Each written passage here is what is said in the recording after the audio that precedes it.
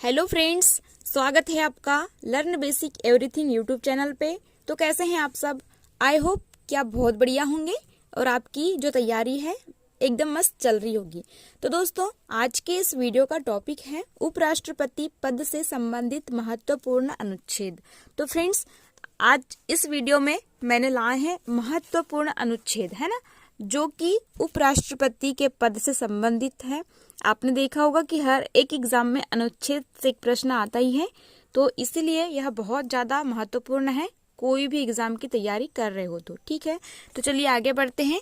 इससे पहले मैं कहना चाहती हूँ कि अगर देखिए आप चैनल पे नए हैं तो प्लीज चैनल को सब्सक्राइब करिएगा और अधिक से अधिक फ्रेंड्स में शेयर करिएगा।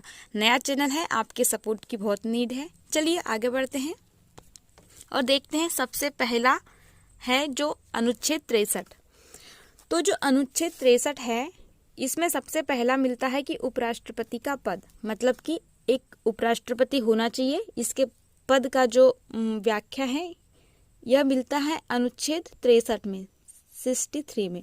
ठीक है, तो आपको यहाँ से ये बात पता होना चाहिए कि अनुच्छेद 63 में मिलता है उपराष्ट्रपति का पद। और इसके बाद में पता होना चाहिए कि ये जो पद है कहाँ से लिया गया है। तो यह लिया गया है संयुक्त राज्य अमेरिका से, यूएसए से लिया गया है। तो आपको याद रख लेना है। ठीक है, आगे बढ़ते हैं। देखते हैं अनुच्छेद 64।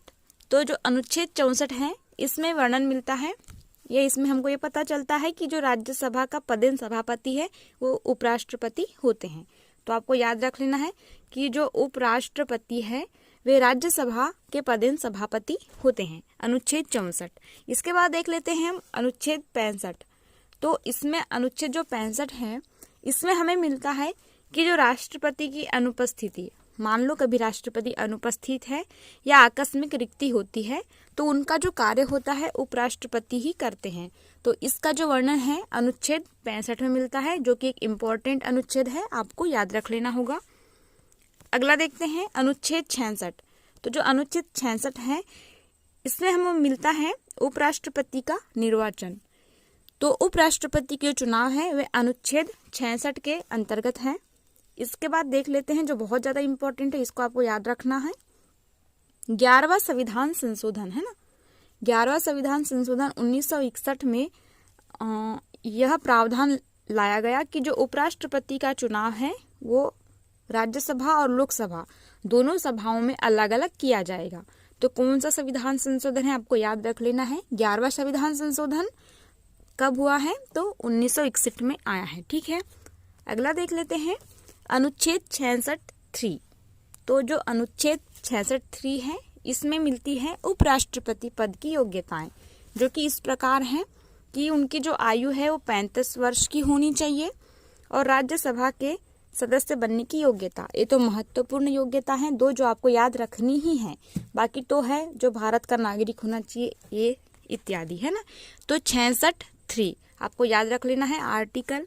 अगला देखते हैं अनुच्छेद 67।